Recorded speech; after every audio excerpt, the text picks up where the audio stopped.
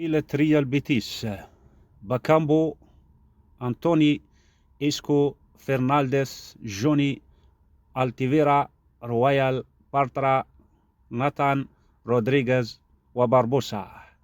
طاقم التدريب: مالوين بيلغريني. الغائبون عن اللقاء: ديغو بورنيتي، يوسف صبالي،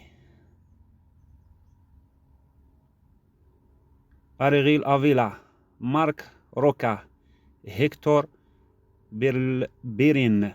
الغائب الأكبر ثاني الهدافين جوفاني لوسيلسو.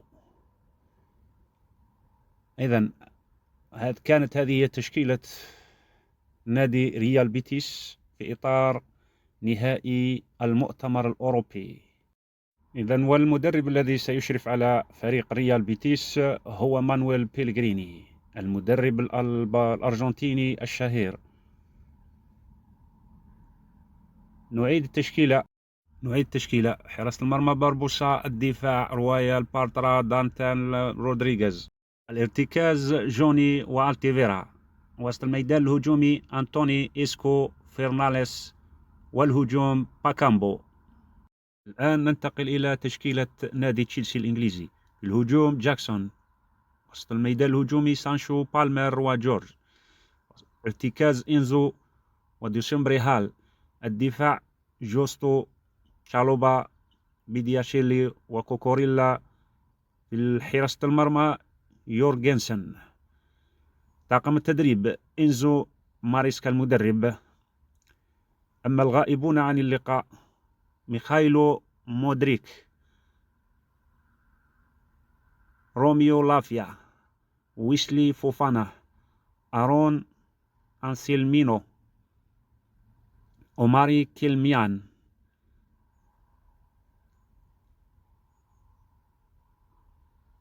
الذين هم محل شك في اللعب: كريستوفر نكونكو.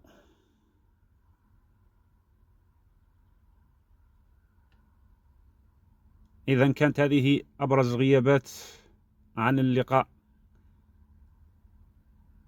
فكان الفرنسي والإنجليزي والأرجنتيني، والفرنسي الآخر ويسلي فوفانا، وروميو لافيا، وميخايلو مودريك الأوكراني اللاعب المشهور. نعيد تشكيلة: في حراسة المرمى يورغنسن، الدفاع جوستو، تشاو باو، بيدياشيلي، كوكوريلا، ارتكاز إنزو وهال، هجوم سانشو، بالمر، جورج، رأس الحربة جاكسون السنغالي. مشاهدينا الكرام، اللقاء يلعب اليوم على الساعة 8 بتوقيت الجزائر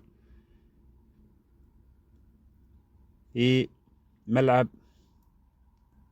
أرينا فروتسواف. القناة الناقلة للمباراة هي بين سبور إيش ديوان. حكم اللقاء إرفان بيلجيتو.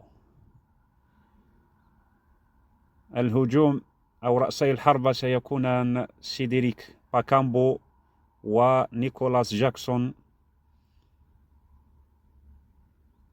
باكامبو له 7 أهداف مع فريق ريال بيتيس، وجاكسون هدفين.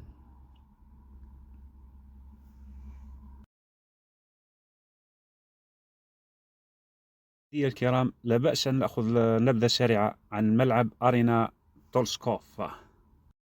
إذن الملعب يتسع ل 45,105 مقعد.